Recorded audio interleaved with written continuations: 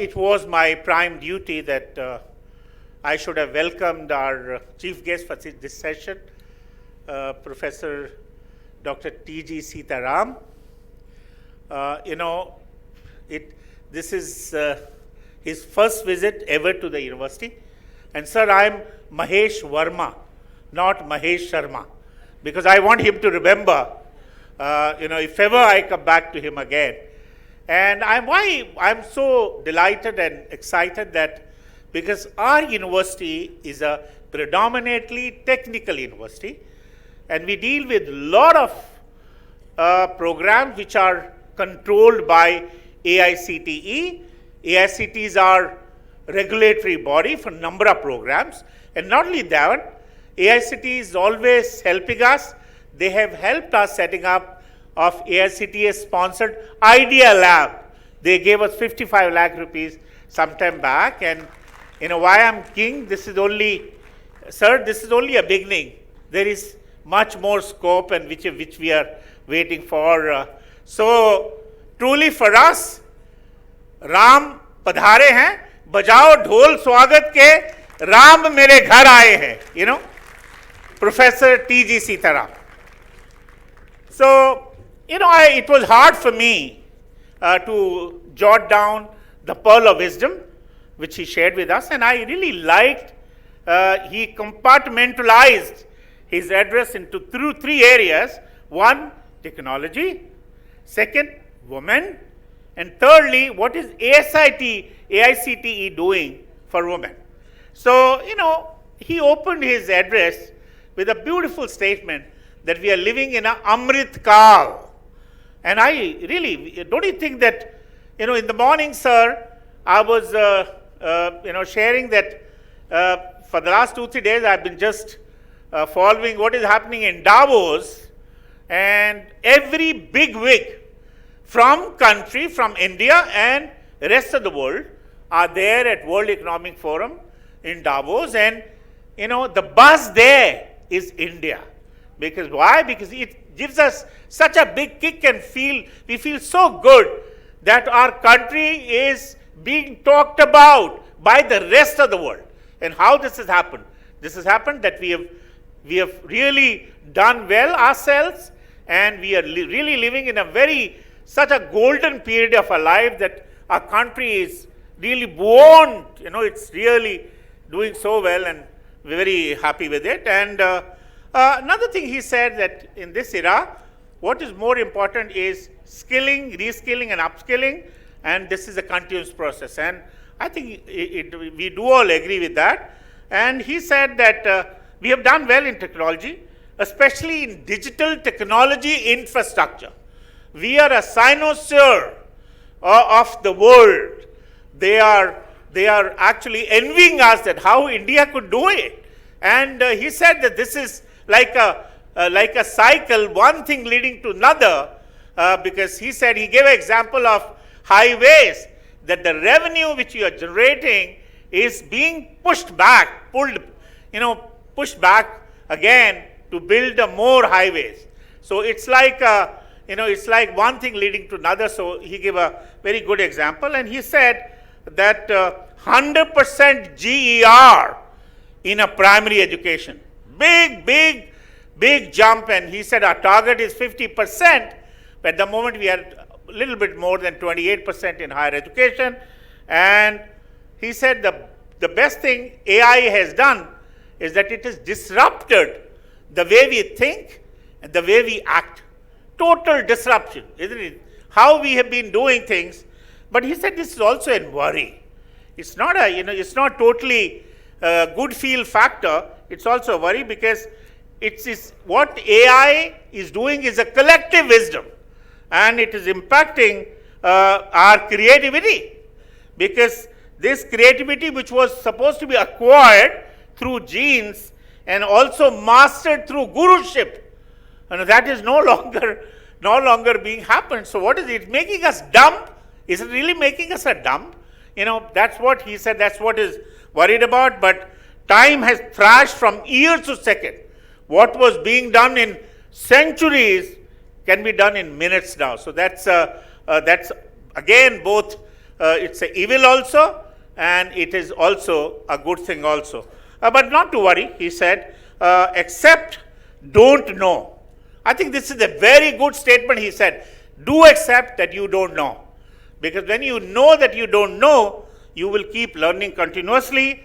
And what I said, adapt, readapt, and be adapt. Adapt, readapt, and be adapt. So that's the only key word for this. And he gave an example of NEP. He said NEP is actually for the welfare of the students. It's a welfare scheme. It's not a policy, because everything is being directed for the students' welfare. And we never had that kind of things earlier, and but the only worry is all these technologies, we are losing humanity, we are losing connect, we are losing empathy. I want to give you an example. Sir, I was giving an oration in All India Institute of Medical Sciences, and the topic of the oration was, is the technology taking us away from the patient care? Because it was a health. And is it taking us away from the health care? Most of you think that, because of the technology now, there is no connect with the patient. But the moral of the story is, they said, yes, it is not truly taking us away from patient.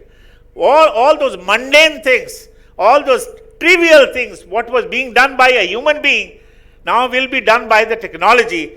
So you have a more free time for empathy, for compassion, for a connect. That is what the healthcare the future healthcare is looking at. So as he gave an example of computers in 80s, it is not going to replace doctors. No way. It is only going to make them much more able, much more stronger, much more illustrious. So the power of technology has not left any domain, including education. And he said that technology is reshaping everything from Macaulay's theory. What Macaulay postulated, that this race will never reach higher education. From there on, today, almost 1/3 of our country is into a higher education. I think it's a great game changer.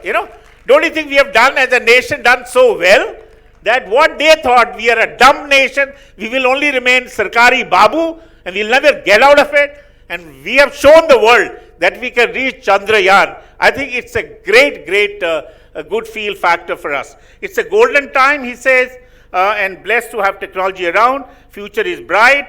And then he came to the woman part. See, that was all about technology. Then he came to the woman part. He said, we know her strength. Yes, I know her strength, because we all work with ladies, how they are multitasking, what is their grit, what is their determination, what is their strength. And he gave an example. 30% of ISRO scientists are women, including the leadership, and they have the one who have been responsible to taking us to the Chandrama through Chandrayaan. So that's a very good feeling. He said, why school systems are doing well? Because it is run by ladies. So whatever ladies does, they do it very well. And we feel nice that today 43% of our women force is in STEM and engineering. That's a very good feel factor.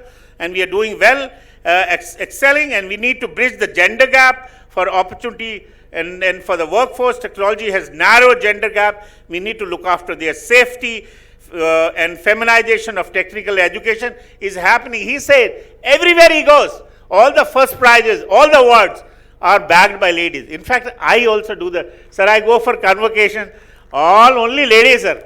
Only sometime one boy will come, odd man will come. Rest all ladies only. Everything is, this is a total feminization of a profession. Technology is standalone for everyone. He said it doesn't have an incline or any inclination to any gender. It is a standalone. When technology being there, when technology and woman blend, I think this is again very nice statement. He said one technology plus woman. I'm not saying men, Gulshan, please. Only Abha. When technology and women blend, it leads to innovation. It leads to unique endeavors, which is not possible by technology and men. So that is one plus point technology is bringing to us.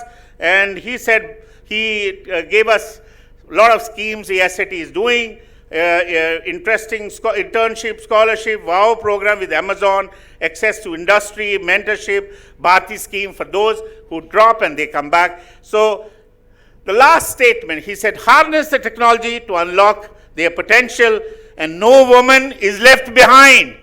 I remember, I'm a doctor, polio drop, कोई बच्चा रह ना जाए, उस कड़ी से रह ना जाए, कोई वुमन है इस game changer se rehna jaye. Thank you, sir, for enlightening us, and beautiful. You have brought in a lot of excitement, a lot of energy to our campus. Thank you, everybody.